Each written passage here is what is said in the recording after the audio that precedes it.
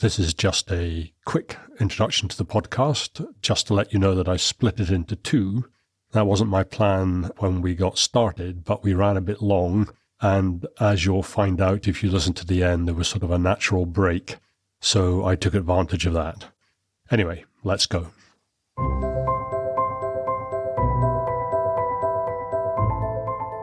Hello and welcome to Subject to Change with me, Russell Hogg.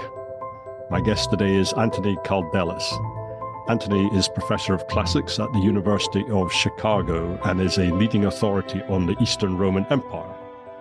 He's written many books on the subject, some aimed at academics and others at a more general reader. And today we're going to be talking about his latest book, which is called The New Roman Empire, A History of Byzantium. And this is an absolutely magisterial account of the Eastern Empire, right from the founding of Constantinople in 324 AD, all the way to the last siege and the fall of the city to the Ottomans in 1453. So welcome, Anthony, to the podcast. Thank you, Russell, for having me on. So one thing I wanted to clear up before we get going, which is what terms we should use to refer to our subject, because the subtitle of your book is A History of Byzantium. And for me, at least, the term Byzantium and calling the people Byzantines is actually quite useful because it makes it clear what period we're talking about and what part of the world. But apart from that sort of front cover of your book, you really don't use the term. So what's the issue here? So you're exactly right. I think the term Byzantine, Byzantium, and the Byzantines, those are terms that are best used in order to identify the field from a distance. Just to make very broad distinctions between like ancient Rome and this medieval Eastern Roman Empire. But they should not be used as substantives when we're actually doing a narrative or analysis of the society in question. So I avoid using those terms in the book because I don't think that they existed in the way in which, especially modern Western historiography, has imagined them. I use the terms that are used in our sources, which are Romans and Romania and the Roman polity and so forth. So I use the term in the subtitle so that people who see the book can know roughly what it's about. But beyond that very broad initial point, I don't think there's any reason to use these terms. They're very distorting. They have been used for political reasons to misinterpret this polity and its society, and even when that's not done deliberately, they still mislead in ways that I think we can do better. So, yeah, your audience should keep in mind that these terms were sort of invented in the way in which they're used today in the late 19th century.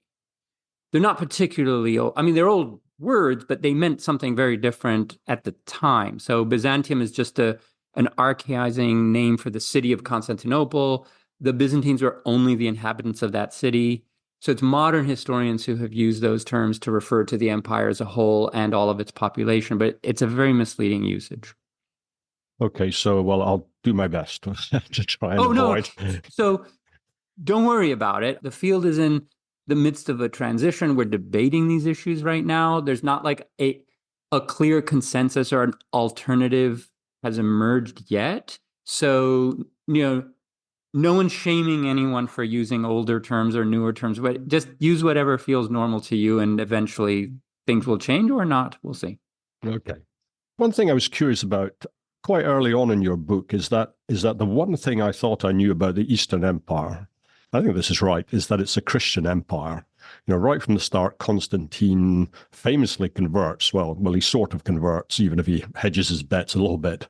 But from then on, the empire is set on a path to Christianity. But in the book, you seem to be saying that Christianity doesn't really change the character of the Roman state. Have I got that right? And what's your thinking here? Yeah, you did get that right. And now, it's true to say that this is a Christian empire, at least a Christian state. I think it's more problematic whether it's an empire or not. That's a different matter. But Christian it certainly was, or understood itself to be that way. At least, let's say, once the majority of the population have converted, so maybe a century after Constantine. But there's a real historical question about what what impact Christianity actually does have. And if you look at the economy, the social structure, the way the political sphere operates, the way the armies work and their goals and their mission and what they do, and none of that is affected by Christianity. At most, they'll replace references to the gods with reference to God. They'll swap out symbols of the gods for symbols of Christ and carry on as before. So there's no deep-seated structural change, at least not for a very long time. What you have is people stop going to temples and they start going to churches. But that's a given with when you say this is a Christian society, that is what that means. But it doesn't go much further than that. You have some people who take the Christian message very seriously and they devote themselves to lives of prayer or asceticism, and you have monasticism emerge. And that's real. That's a real social impact. But overall, in terms of the demography, these are smaller groups. And again, they don't impact the way that society operates. I mean, much later, by the middle Byzantine period, what we call, you start to see a more visible impact on social values. We can talk about those, but again, very little influence on, socioeconomic, political, military history, very little still. I was quite interested in the transition. I think you made the point that in a way it's quite easy to transition from pagan to Christian because all they have to do is cut off the money.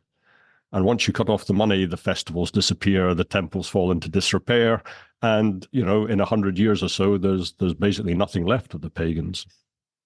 Yes. So Constantine and his successors redirected a lot of the money from temples and festivals and cities to the central state, for one thing. In other words, we're dealing in a period that has a bigger government. It has a bigger footprint right on the ground. It's doing more things. It has a larger bureaucratic apparatus.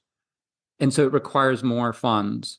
And in order to acquire those funds, among other things, Constantine and his successors confiscated a great deal of temple wealth, both land and movable property. Among other things that they used that money with was to build Constantinople and to finance the church. So as a kind of state institution, which received often very generous subsidies and tax breaks from the state, as had priests and temples before that. In other words, it's just kind of slotted into a pre-existing place in the overall organization of the state and society. And deprived of those funds, the old organization of religious cult just couldn't carry on, really. I mean, there were other things happening as well, but that was one factor, yes. So I thought what we might do is we might sort of look at some general questions and we might look at some more specific historical events. I can't go through all the events of the empire over 1,000 years, but I wanted to sort of dot in and out of some of the key ones. And I thought one of the obvious first ones was when the Romans lose the Battle of Adrianople to the Goths, and I think it was 378. And maybe I'm overstating it, and I'd be interested, but I thought that things are going not too bad for the Romans. But then after that, it's all downhill. So I'm kind of interested in your view about that. But I'm also curious, the battle happens in the Eastern Empire. It's the Eastern army that is destroyed, and yet it's the Western part of the empire that seems to suffer from the Goths in the way the Eastern part doesn't. So I just wondered if I sort of got that right. Yes, that's a very good question. And the narratives of the fall of the Roman Empire, by which we mean the Western Roman Empire, because the Eastern one didn't fall until much, much later, they do have this weird trajectory where they kind of start with the Battle of Adrianople, which happens in the Balkans, not far from Constantinople. And then the narrative somehow continues in the West, and that's where like all the damage happens. And this is because of contingent events. So you're exactly right. The Battle of Adrianople is a major defeat. The Eastern field armies wiped out, thousands of widows grieving, just authors just pulling their hair out in despair about what's going to happen. The lands of the Romans soaked in blood and so forth. Yes.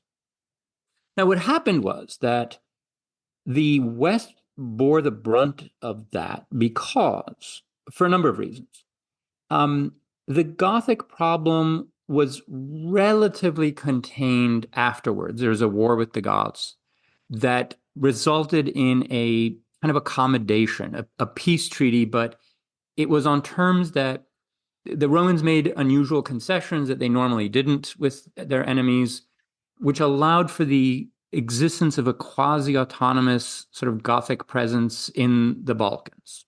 But it contained the immediate problem.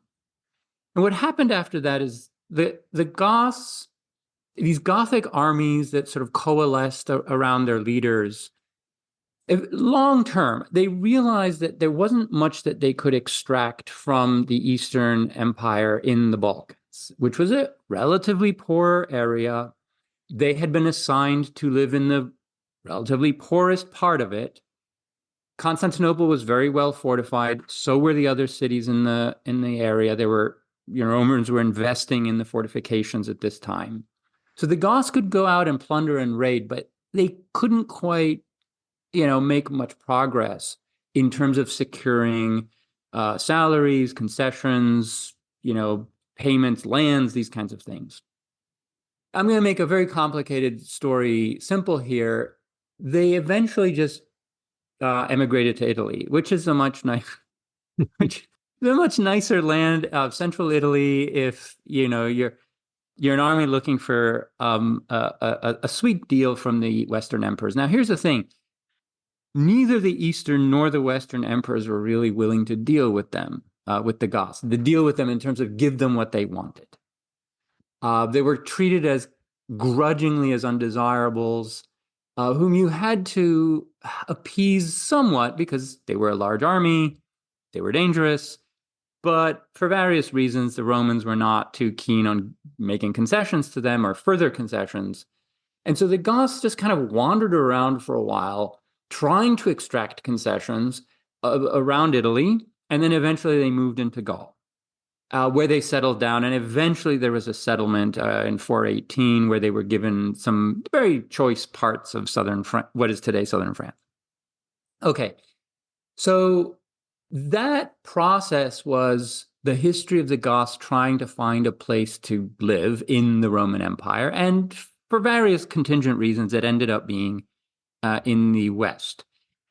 Had the Eastern Empire not been divided by the Bosporus, this body of water that was controlled by Constantinople, which was very, very fortified, they might have wandered over into the East.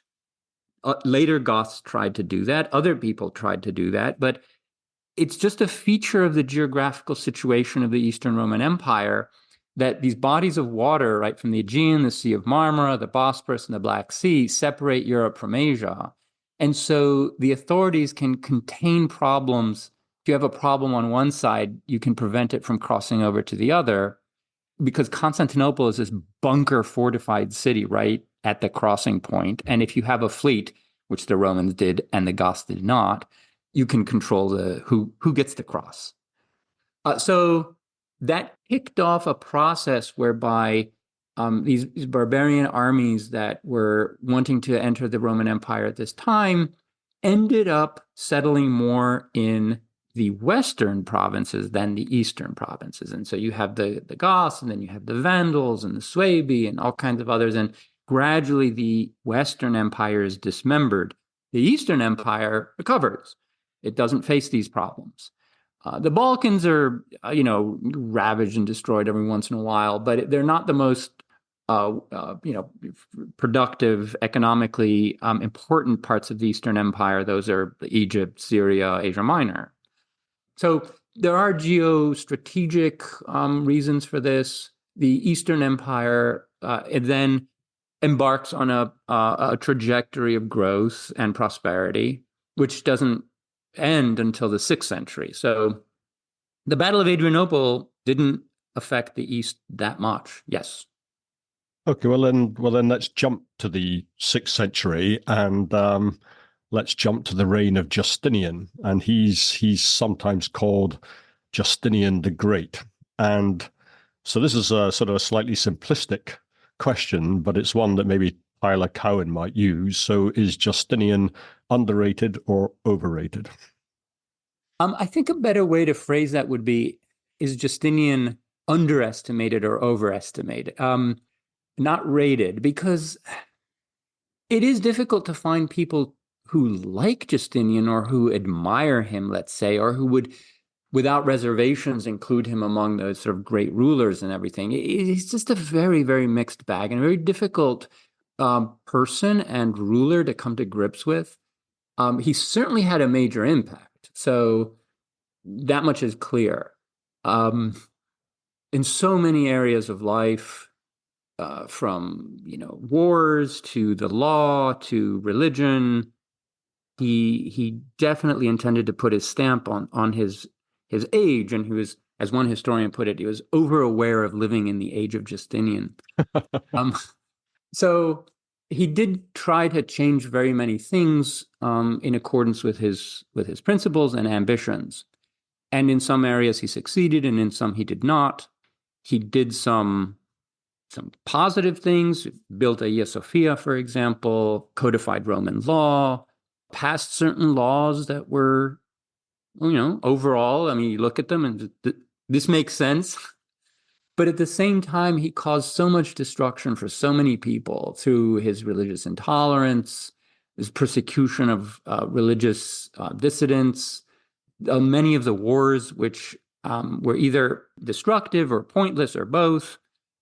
So it's a real mixed bag. Plus, you have the plague happening at the time. Now, that's the one thing that he wasn't responsible for, couldn't understand, and couldn't do much about. But it happened then, and it had a pretty major impact. I wanted to ask you about that because I had Kyle Harper on the podcast a year or so back. I can't remember exactly when, and we talked about this. And my sense was that he felt that this was an event on the scale of the Black Death. Yes. But I get the sense that there's different views on this, and there seem to be minimalists and maximalists. And I'm wondering where you stand on this. I don't know if it's a heated academic battle. It is. Oh, good. Yes, it is.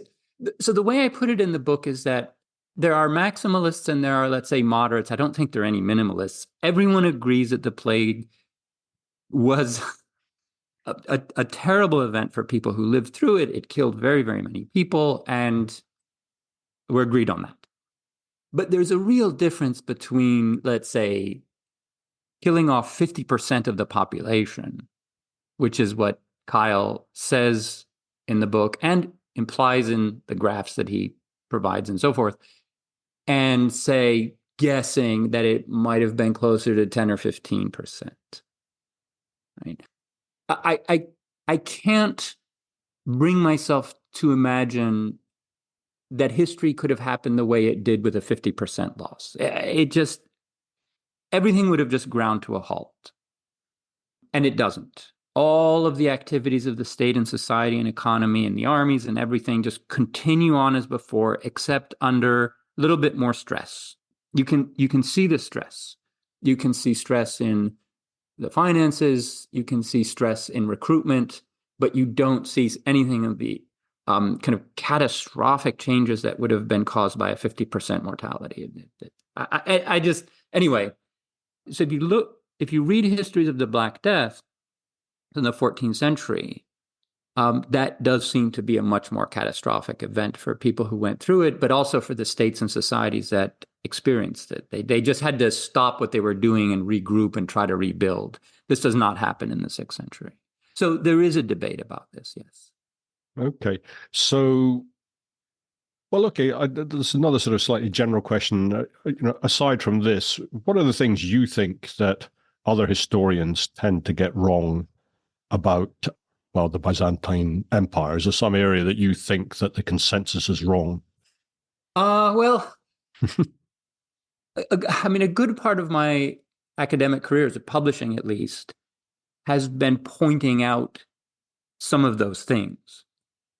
And I rely on some of my past work in this history, not too much, though. In other words, if folks were expecting that I would have made this history the kind of narrative showcase for my previous theories, it's not that. Those theories have their place. They are in specialized books there. And here I try to put things more into perspective where the theses that I pointed out in prior books have their place in here, but it is only a place. It's not like a new paradigm necessarily that changes everything. So in the past, I have disagreed with the consensus in my field about questions of ethnicity and identity. We were talking about some of those earlier. Mm-hmm. My field had a major blind spot when it came to ethnicity and was refusing, head stuck in the sand, refusing to discuss the topic at all for very ideological reasons that we can talk about. But I think that I hope now that I've managed to unplug that discussion and it can flow. I also have called out the rather uncritical acceptance of court models of imperial authority, that is, ideas about imperial power that are projected from the court that are mostly theological rather than what emerges from the actual history, like what you find in more historical sources. And so I have called out the uncritical acceptance of theological premises for studying the civilization. And I'm sorry, I don't understand what you just said. Okay, good. Thank you.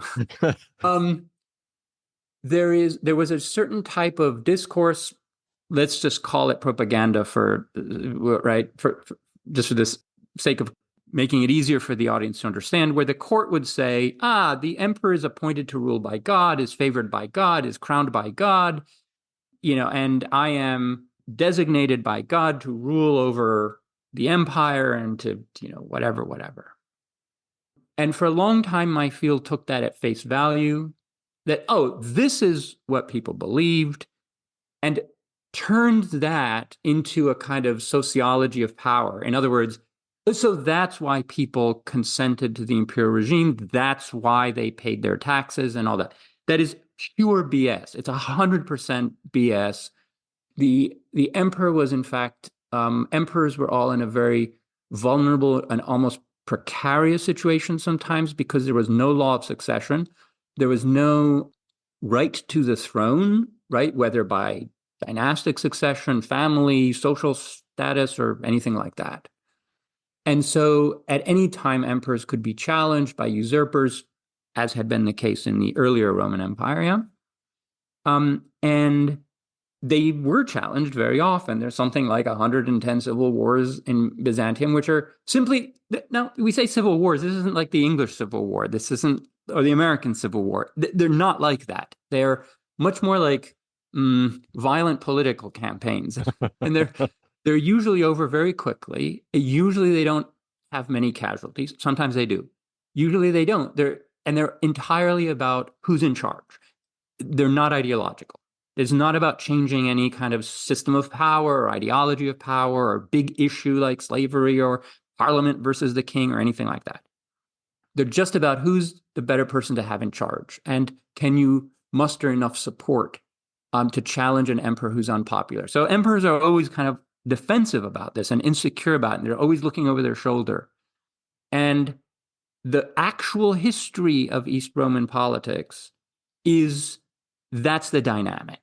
It's emperors trying to be popular enough that they're not challenged, but institutionally secure enough to have the armies or enough of public opinion on their side when they are.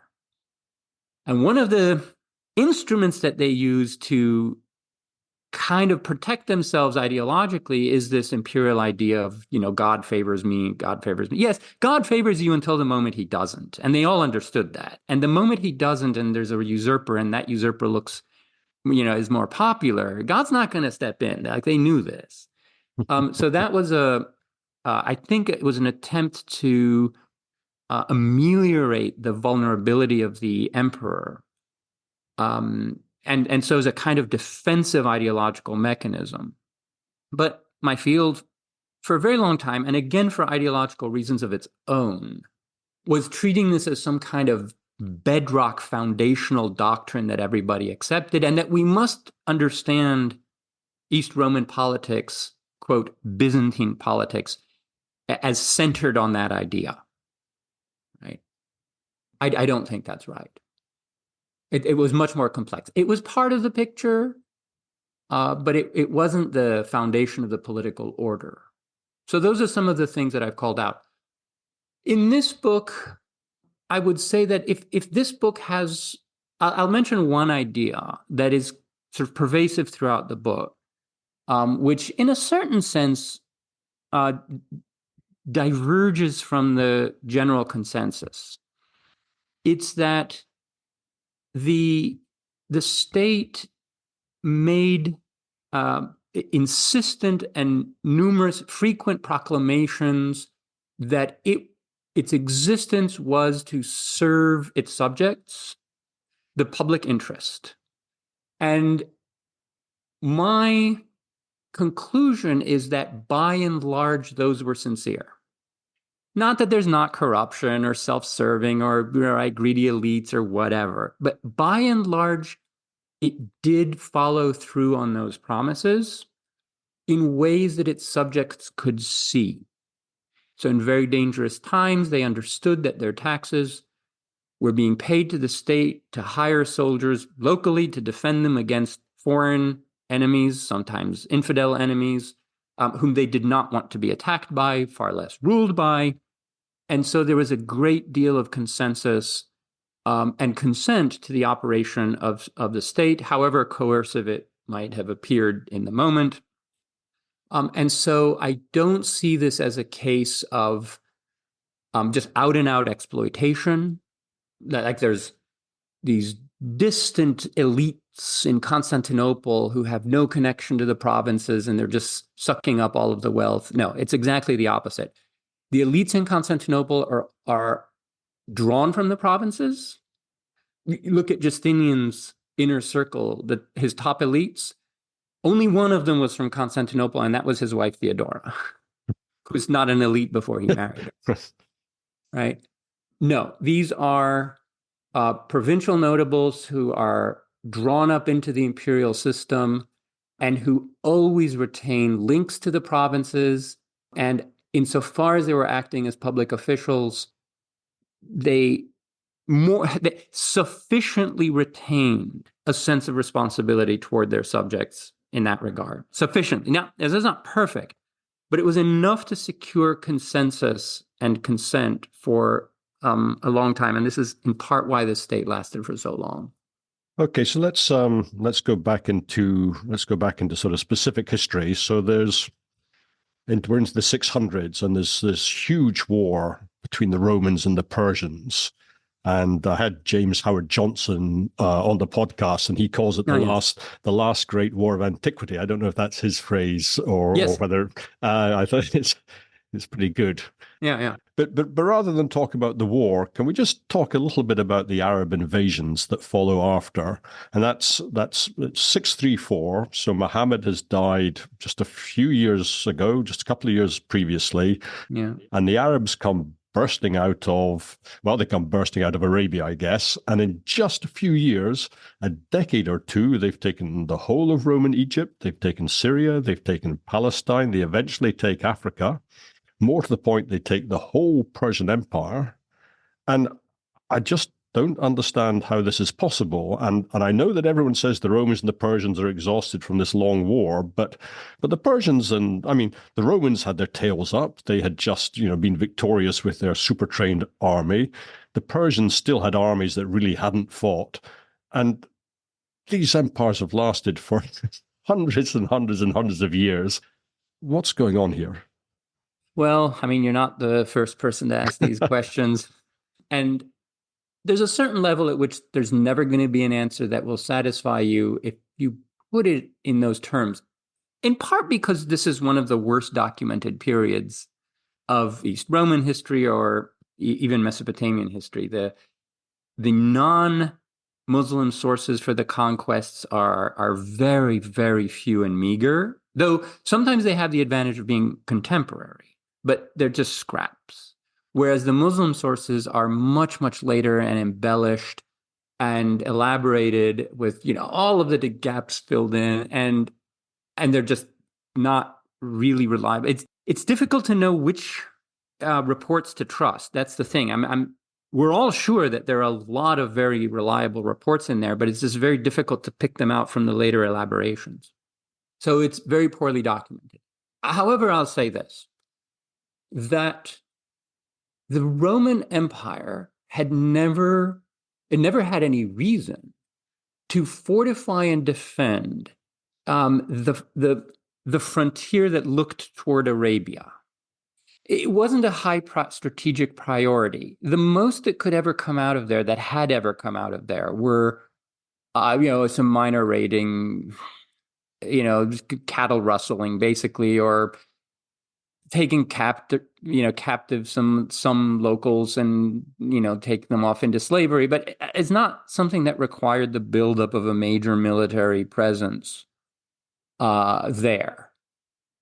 So it's not just the exhaustion of the war with Persia. By the way, the Romans did not come out of that war with, all of their armies. I don't know how you put it, but well, the Persian armies were not too bad shape. But the Roman army, at least, it was a winning army at the end.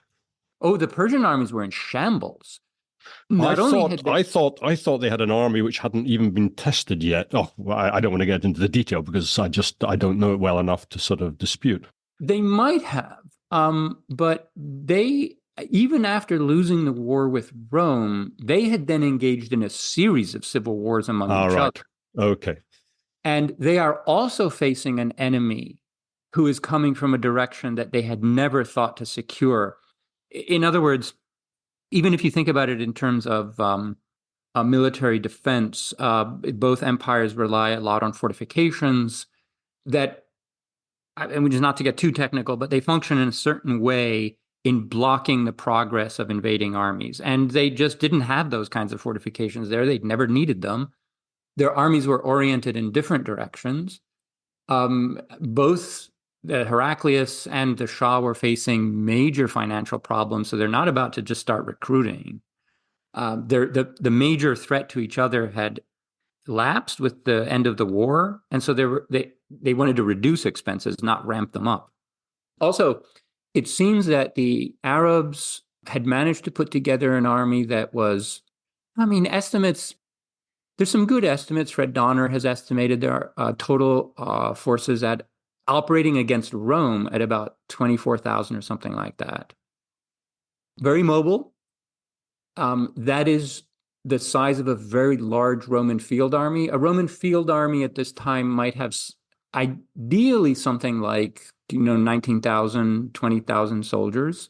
But Heraclius's had been worn down. I'm estimating that Heraclius had something like 1.5 armies, but stretched out from Armenia all the way down to, Palestine. And the Arabs managed to defeat individual units that were scattered here and there.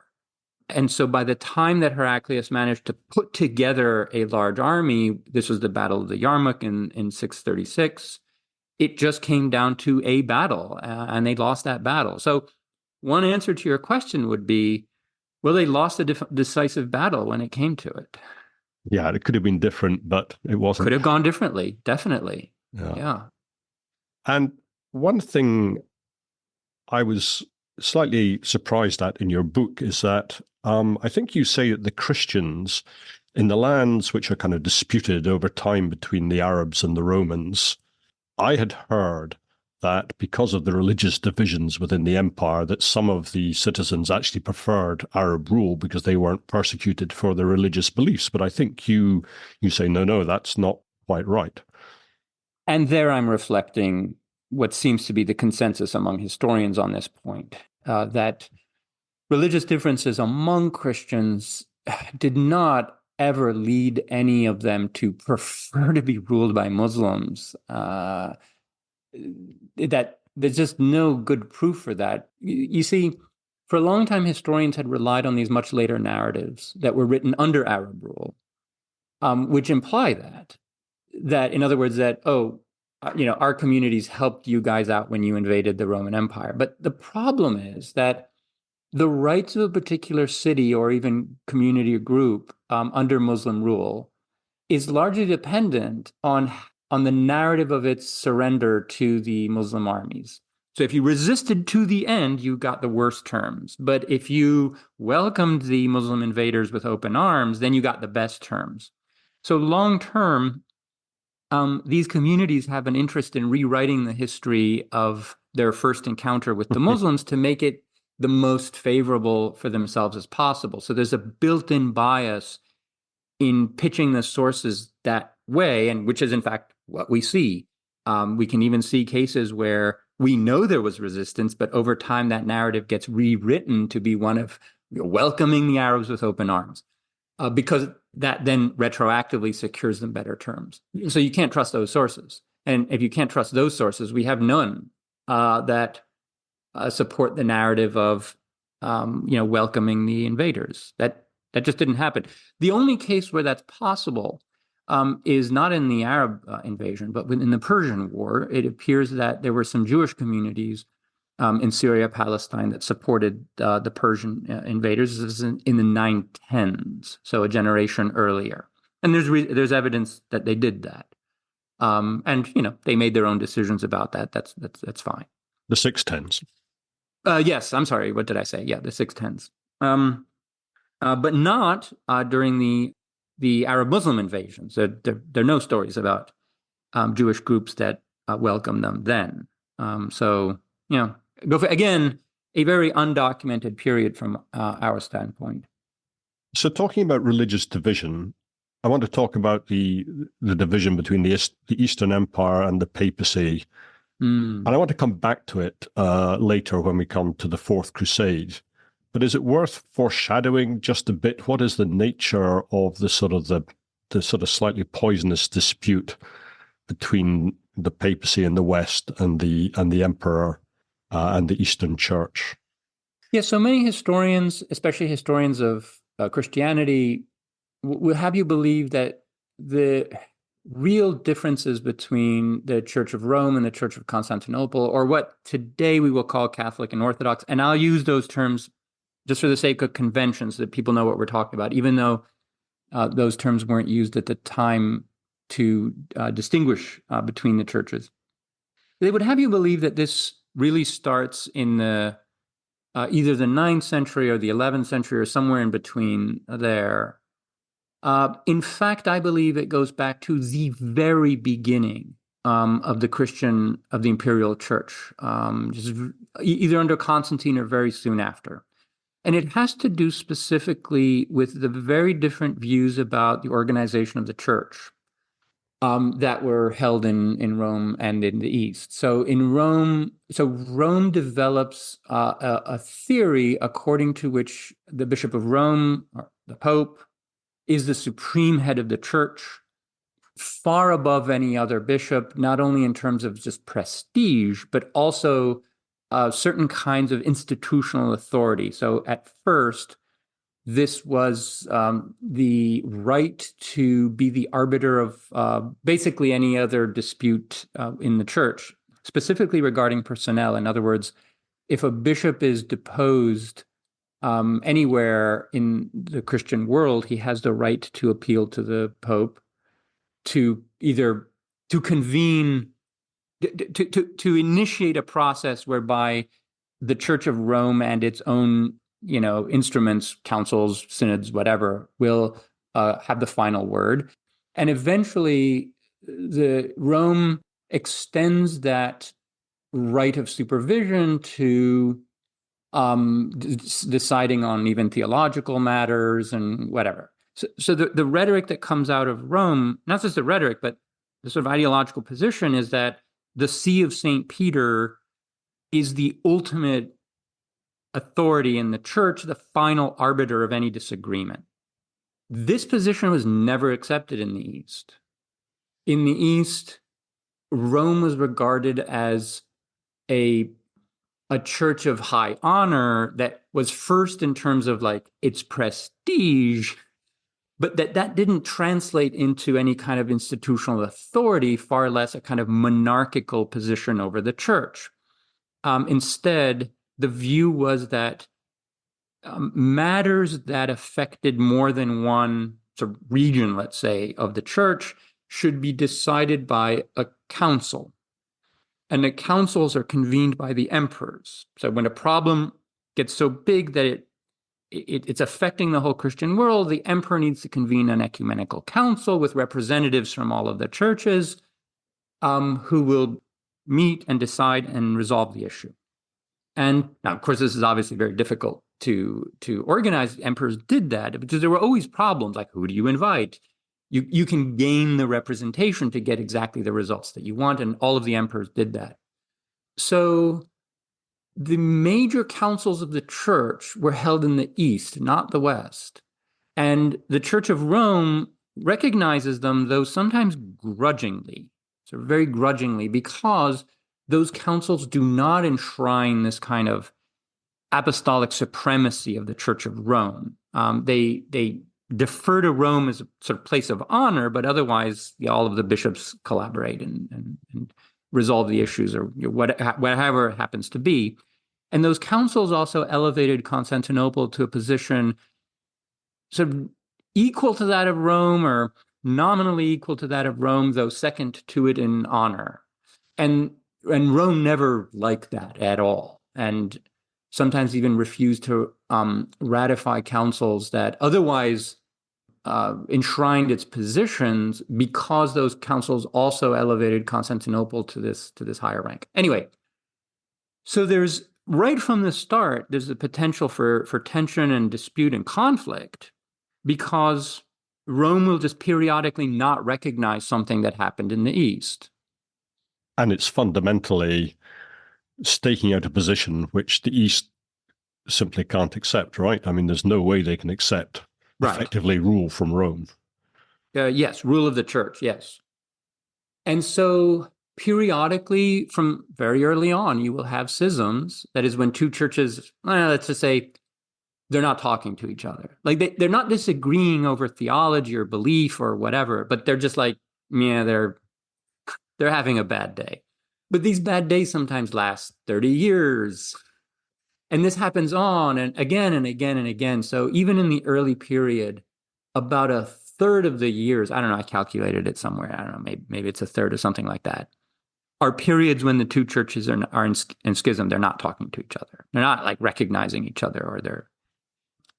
And so even later, when you start having actual or at least they believe there were actual theological differences, like the procession of the Holy Spirit is a major topic, or the kind of bread that you use in the Eucharist, or whatever. On the one hand, they disagree about those issues. Now, what is it that proper Christians should do or believe? But anytime you push on those issues, you will always arrive at the deeper issue, which is who gets to resolve, how do we resolve the problem? Mm-hmm. Right? So the problems are one problem. The problem of not being able to solve the problems is the bigger problem. Yeah. And this one just turns out to be completely intractable. And still, to this day, the two churches, while nominally in union, so nominally they had union in the 15th century, then they kind of, quote, forgot about it, and then they had union again in the 1960s.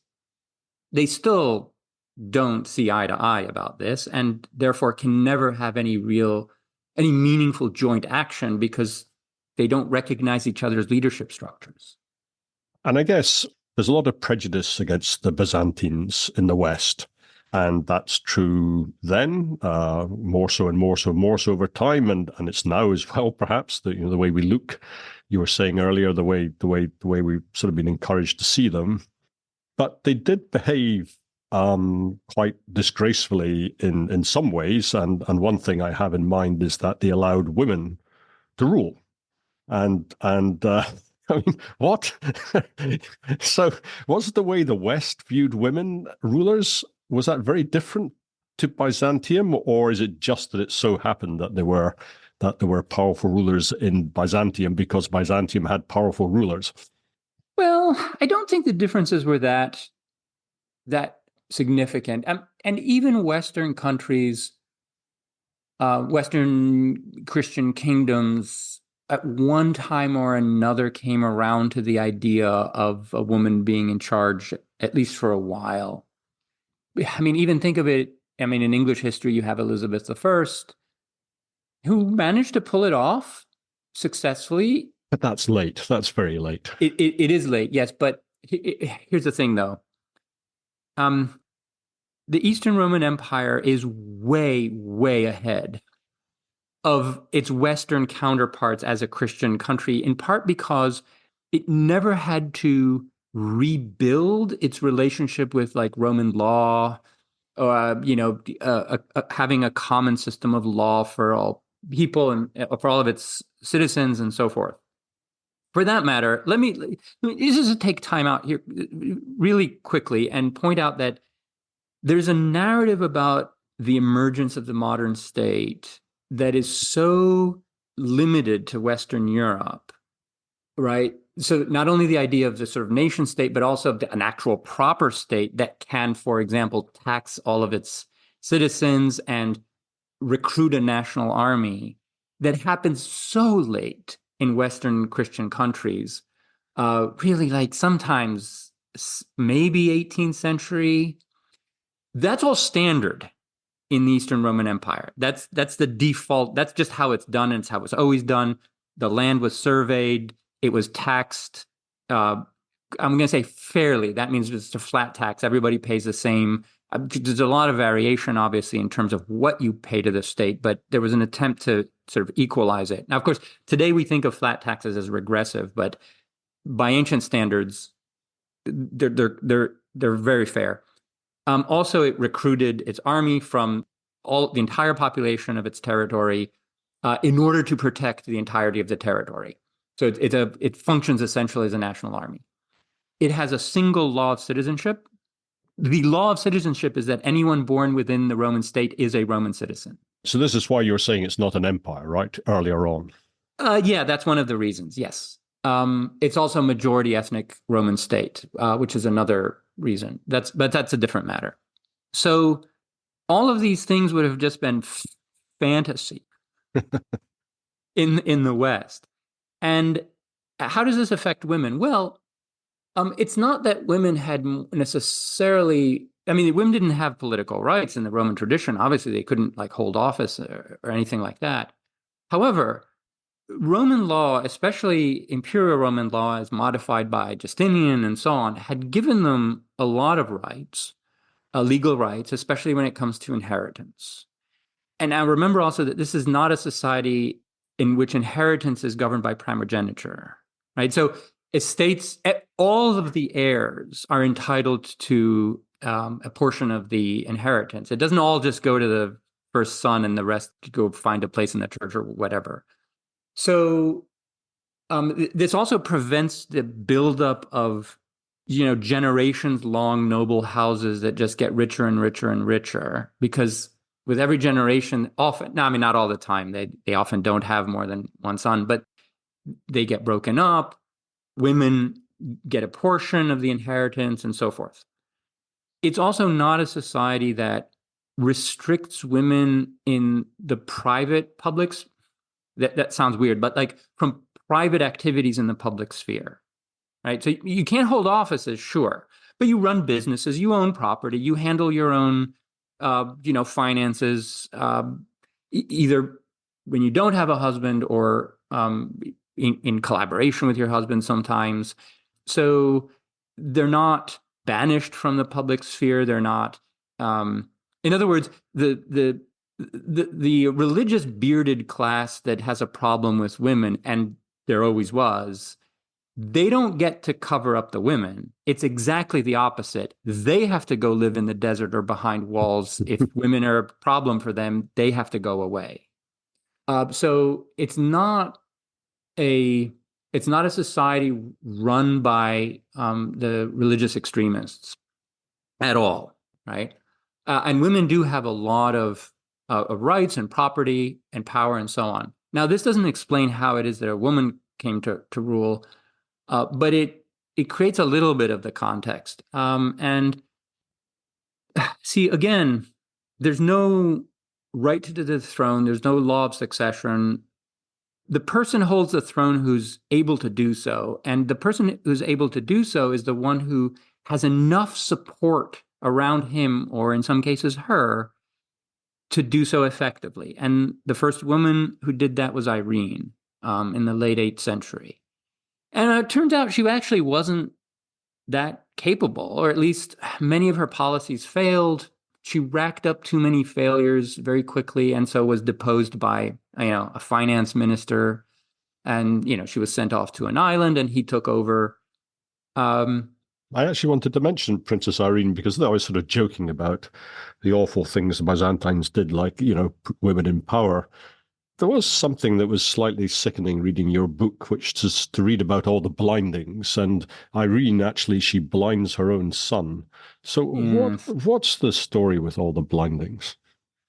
So she seized power by blinding her son. This is a very poorly documented period where, after looking at everything that we have, and it's mostly coins and some scraps of fragments of narrative, I've come to the conclusion that we cannot reconstruct what was going on behind the scenes here. I can't see the factions. I can't see what people are thinking, that sometimes they support her son, this Constantine VI, and sometimes her. The back and forth just puzzles me. I just can't tease it out. There's just too much we don't know. But what about the Having said that, institution? Sorry, go on. yeah. Factions at the court and armies, and they just don't line up in a way that makes sense. Having said that, her blinding of her son in order to seize power, which was the end of a very long power struggle between the two, was obviously shocking to people then, and it tarnished her memory and reputation ever since. So it's not like the society at large was okay with that. It was an extreme version of something that was done, usually in order to disqualify people from holding the throne. Now, if you want to deal with the blinding, I would recommend that you speak with Jake Ransohoff, who's his dissertation was on this, and he's preparing a major new book on blinding in Byzantium, where he kind of explains what all of the dynamics were. So maybe when that's out, you can have him on. But traditionally, it was seen as more compassionate than killing them. Right. And I'm not going to have an opinion about whether that's really the case, but, it is a way of looking at it. And it was not practiced only by the East Romans. I mean, this was done all over the place. Now, it wasn't quite so institutionalized in the West, but in the West, you usually just kill your opponents. Or if you're an Ottoman, you get garroted, right? So yes. I don't know. It's a sticky topic. Okay. Well, let's move on to another. I don't know if it's a sticky topic or not. Yeah, I don't think you really talked about this subject in your book so much, and maybe you've talked about it in other books, but I wasn't quite sure what was happening to the institution of slavery. Yes. During the long period we're talking about, and then there was another. You do mention them, but it was quite eunuchs under Christian rules. I think you said you couldn't castrate someone and turn them into a eunuch in Roman territory, but not to worry, just buy some in. And so I don't know if the two are really related, but I just had jotted down, maybe talk about slavery, maybe talk about eunuchs if we've got time. So the slavery is the more difficult topic because it's fairly well attested and documented as an institution in the earlier centuries, so down to the 6th century, when we can track slaves in the sources and in society. We can maybe estimate their numbers at something like 15%, but there's a lot of room for error in that estimate. After that, after the 7th century, it is very difficult to find slaves in the record. They exist. We know they do. as a legal category and as a kind of social practice.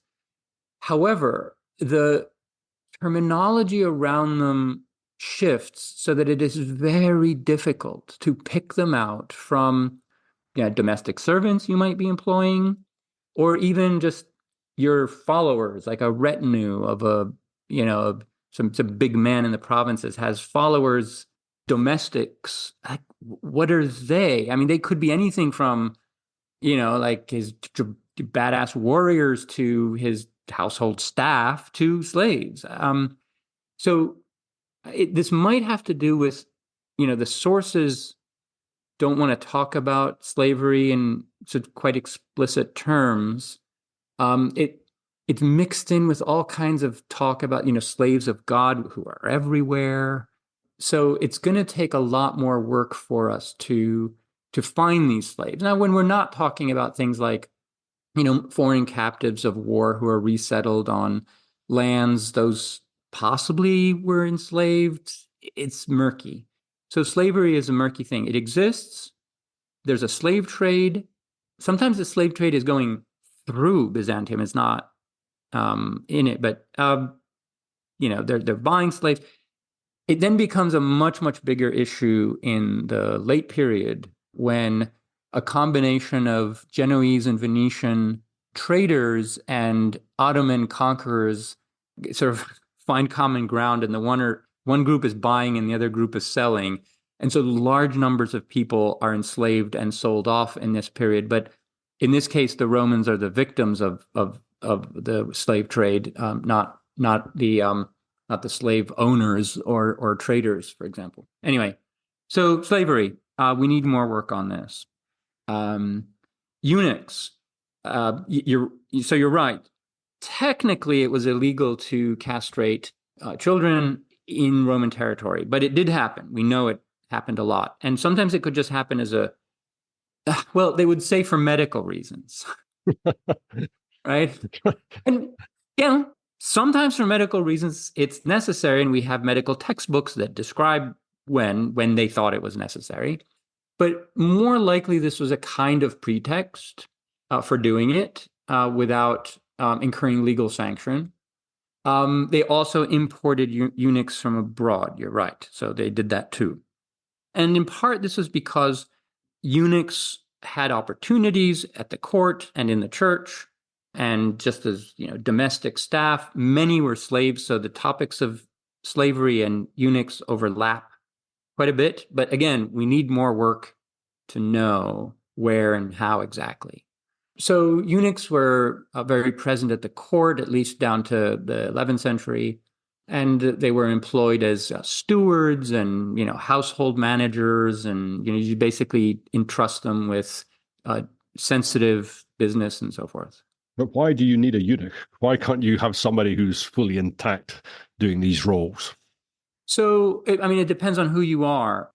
In one sense, since eunuchs can't have their own families, their loyalty to you is not compromised by, having their own network to take care of, possibly at the expense of yours, or they're not going to lobby you for their children or their in-laws or whatever. In other words, they are free of the complications of their own families. And since they can't, jeopardize the, whether your heirs are genuine or not, let's say, if you right?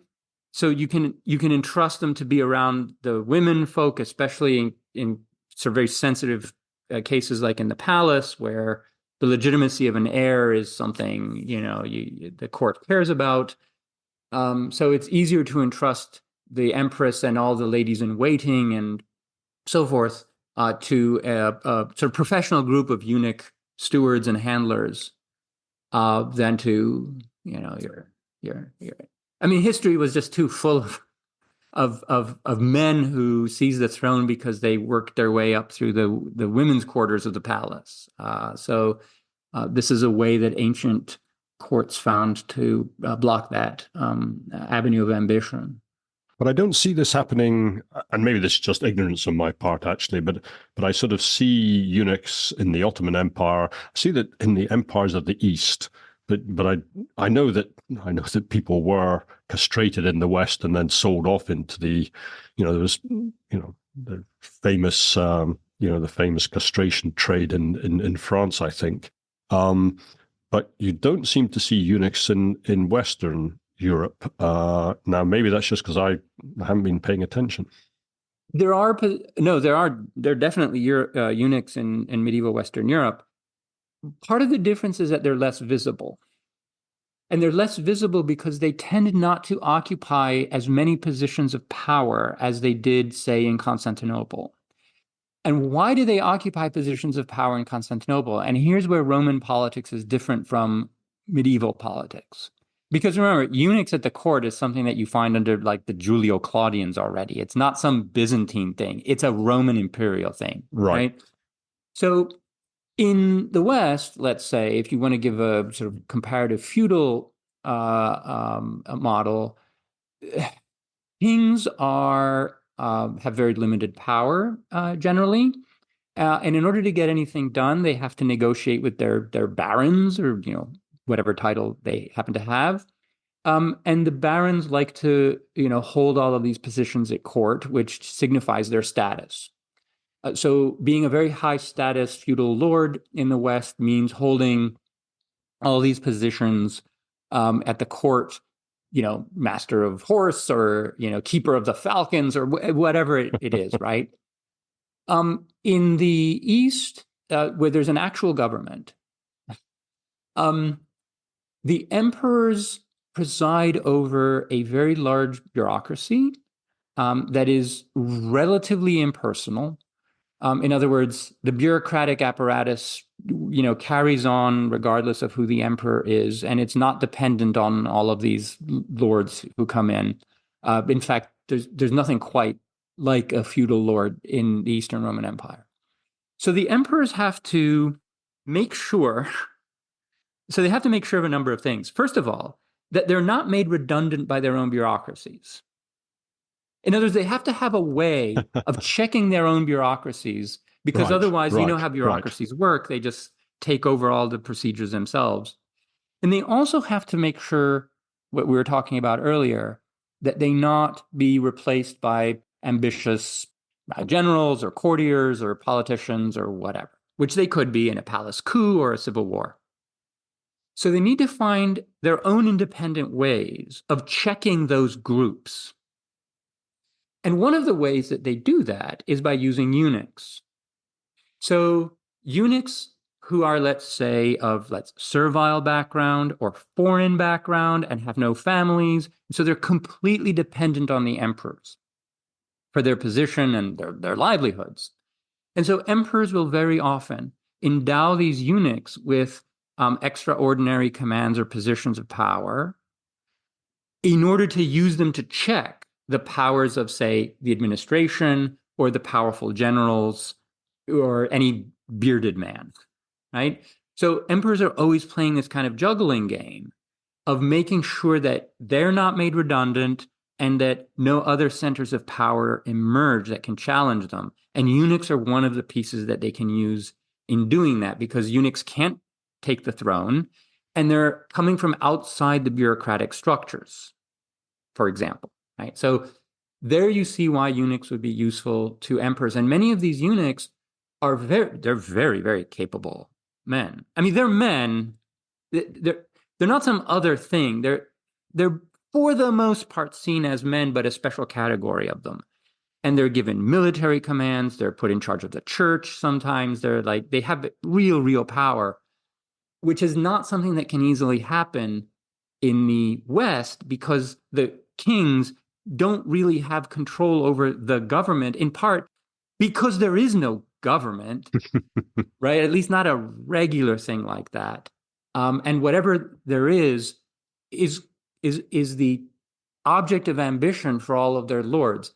So the context of politics is different in the East, which is why you have such visibility of eunuchs. But that changes too after the 11th century. Yeah.